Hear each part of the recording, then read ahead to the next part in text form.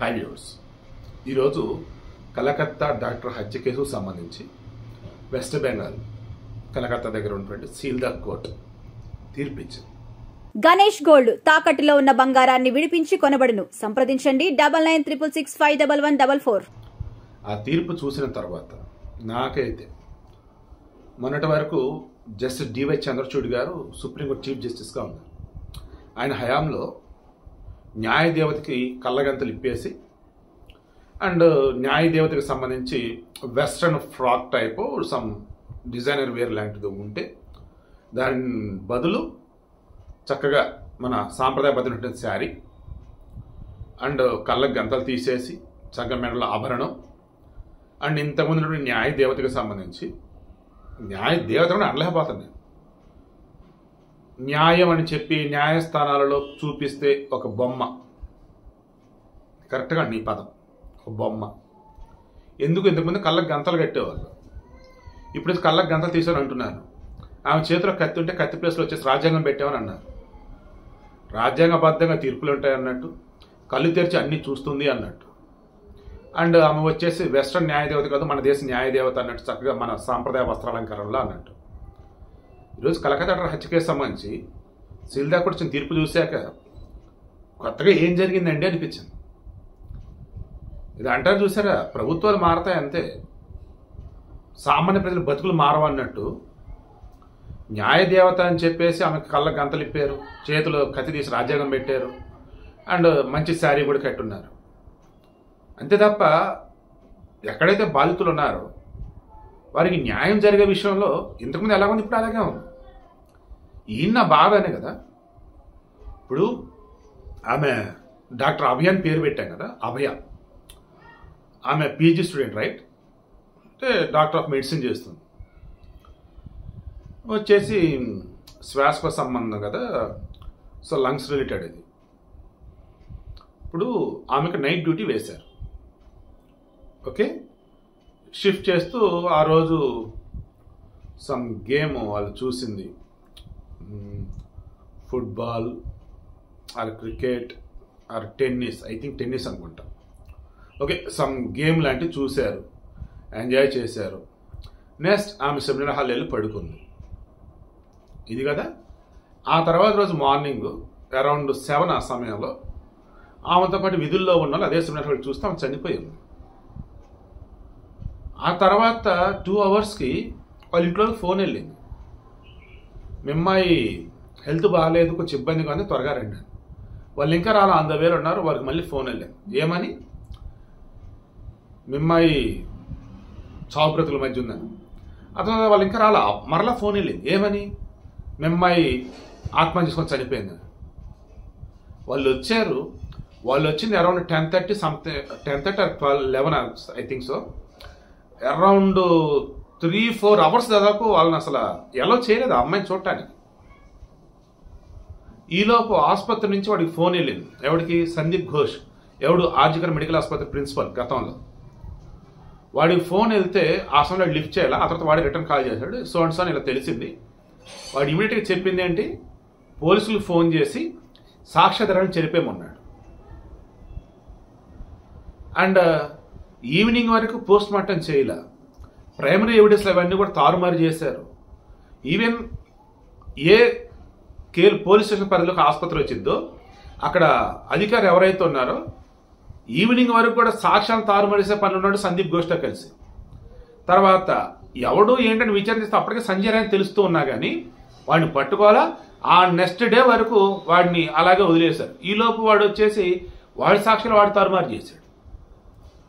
ఇక అంతా కూడా దేశం అంతా గగ్గోలు పెడుతూ ఉంటే అప్పుడు అరెస్ట్ చేసి పోలీసులు అదుపులోకి తీసుకున్నారంటూ, అండ్ మోర్ ఓవర్ సాక్ష్యాలు ఏమి తెలిపలేదంటూ, పోస్ట్మార్టం రిపోర్ట్ రెడీగానే ఉందంటూ రకరకాలుగా స్టార్ట్ నుంచి మొదలుపెట్టి ఇప్పుడు కూడా చాలా కన్ఫ్యూజన్గా ఉన్నట్టు, ఏదో మర్చిపోయినట్టు అండ్ ఏదో బాధలో ఉన్నట్టు ఉంది కదా మీకు. నా పరిస్థితి నిజంగా అలాగే ఉంది. ఏం చెప్పడం నాకు అర్థం కావట్లేదు. ఈరోజు జడ్జిమెంట్ ఇస్తున్నారు కదా, ఆమె డాక్టర్ యొక్క పేరెంట్స్ కబురు పెట్టాలి కదా, చెప్పలేదంట. పోనీ వాళ్ళు లాయర్ రావాలి కదా, లాయర్ రావద్దని చెప్పారంట. ఏంటి తీర్పు ఏంటి, సంజయ్ రాయ్ ఒక్కడే దోషి, వాడికి రేపు సోమవారం శిక్ష విధిస్తాం. తీర్పు ఇదే. ఆ డాక్టర్ యొక్క నాన్న చెబుతున్నాడండి.